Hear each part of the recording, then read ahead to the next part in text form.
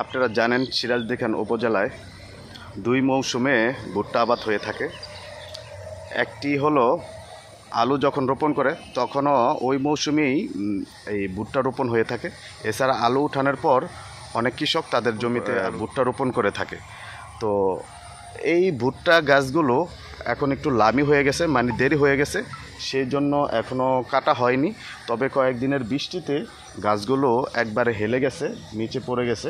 তবে এখন পর্যন্ত যে ফসলগুলো আমরা দেখেছি সেগুলো কেটে নেয়নি কৃষক, কয়েকদিন সময় লাগবে।